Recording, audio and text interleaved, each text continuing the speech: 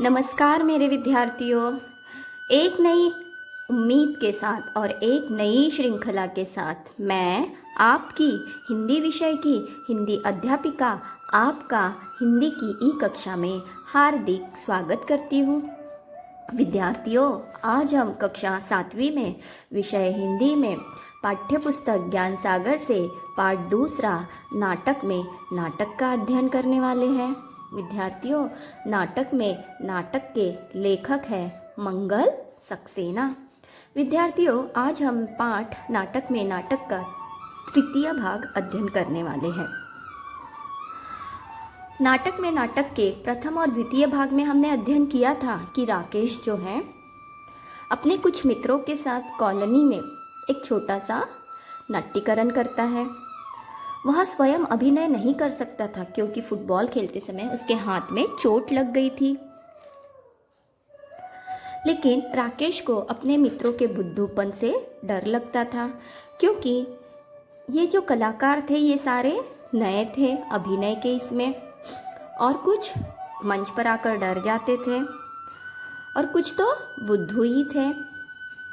सब एक दूसरे को अपने में समझदार समझते थे, इसीलिए यह भूल जाते थे कि वे क्या कह रहे हैं। बस कहने से उन्हें मतलब होता था। दूसरे चाहे फिर उनकी बातों पर, मूर्खतापूर्ण बातों पर हंस पड़े या फिर उनका मजाक उड़ाएं, मगर वे पागलों की तरह आपस में ही उलझने लगते थे। राकेश ने पूर्वाभ्यास के 7 दिनों में उन्हें बहुत अच्छी तरह से समझाया था। निर्देशन भी राकेश ने इतना अच्छा दिया था कि छोटी सी छोटी बात को और साधारण से साधारण बात को भी सारे कलाकार अच्छी तरह से समझ गए थे। खैर, नाटक का अंतिम दिन आ गया था। मंच की साज सज्जा की जा रही थी। राकेश सबको खास खास हिदायतें फिर से दे रहा था। अब मोहन राकेश के सामने बोलता है, आज तो नाटक है लेकिन मेरा दिल बहुत जोरों से धड़क रहा है। सोहन भी कहता है, मेरा भी, अपने सीने पर हाथ रखते हुए कहता है। तब राकेश उनकी हिम्मत बढ़ाते हुए कहता है, आप पानी पियो और साहसी बनो, डरो मत, भयभीत ना हो। जैसे तैसे अभी तक सब ठीक ठाक ही चल रहा था। अब सारे कलाकार मंच पर आ जाते हैं। पर्दा धीरे धीरे उठने लगता है। बच्चों, हमने कई नाटक देखे होंगे जिसमें पर्दा वगैरह उठता है। अब इस नाटक में मोहन बना था चित्रकार, सोहन बना था उर्दू का शायर। अब मोहन और सोहन अर्थात चित्रकार और उर्दू का शायर दोनों अच्छे दोस्त होते हैं नाटक में। चित्रकार कहता है कि उसकी कला महान अर्थात चित्र निकालने की कला सबसे महान है। अब शायर साहब थोड़ी चुप रहने वाले हैं, वे भी अपनी कला की महानता बताएंगे। वे कहते हैं कि मेरी कला महान। अब श्याम बनता है संगीतकार। जब दोनों मित्र आपस में बात करते रहते हैं तो श्याम उनसे उस स्थान पर मिलने के लिए आता है जहाँ वे यह बहस कर रहे थे कि मेरी कला महान, मेरी कला महान। लेकिन बजाय इसके कि वे नए नए मित्रों से मिलकर प्रेम पूर्वक बातें करें, आपस में विवाद करने लगते, उलझ जाते हैं।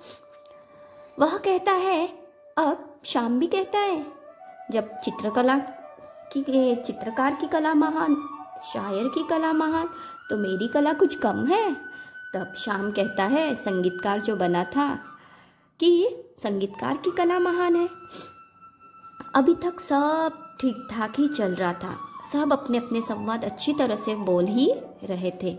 लेकिन अचानक क्या हो जाता है, संगीतकार श्याम अपना संवाद भूल जाता है। सब ठीक ठाक अभिनय करते जा रहे थे, अचानक श्याम अपना संवाद या अपना पाठ भूल जाता है। अब मंच के पीछे जो पर्दा लगा था, पर्दे की आड़ में राकेश स्वयं पूरा लिखा हुआ नाटक लेकर खड़ा रहता है।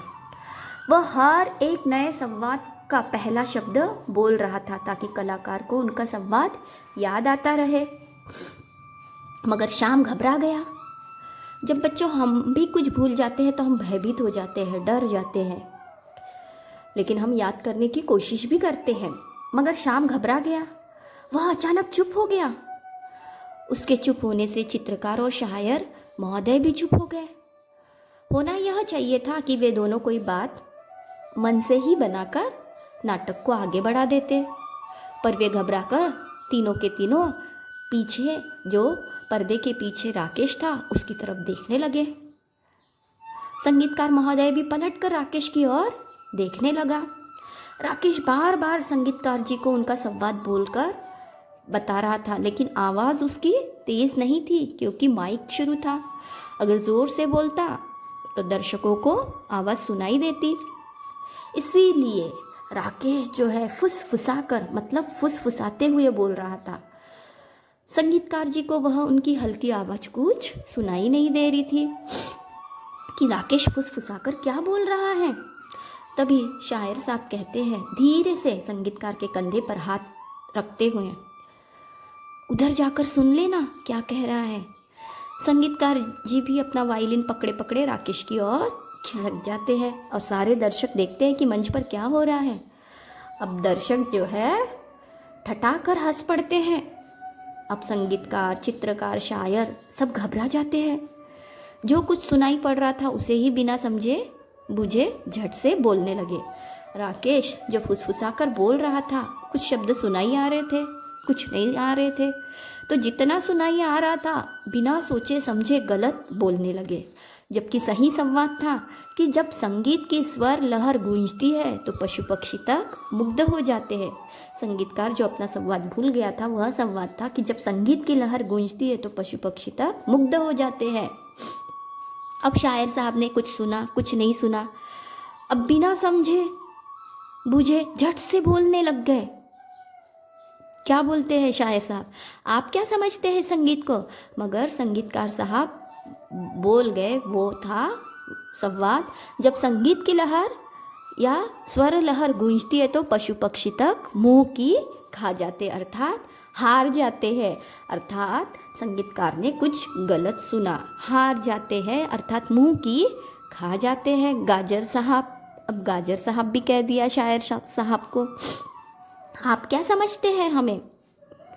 देखिए, संवाद ठीक से न सुनने से शायर साहब गलत पंक्ति बोल देते हैं कि संगीत की स्वर लहर जब गूंजती है तो पशु पक्षी तक मुग्ध हो जाते हैं, अर्थात मग्न हो जाते हैं।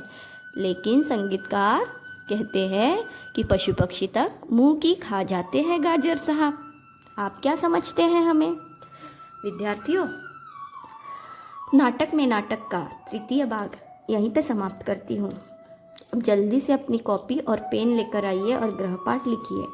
राकेश के मित्रों के नाम आपको लिखना है विद्यार्थियों। आशा करती हूँ यह पाठ आपको अवश्य समझ में आ रहा है। मैं पुनः आपसे नाटक के चतुर्थ पाठ को लेकर मिलती हूँ। धन्यवाद।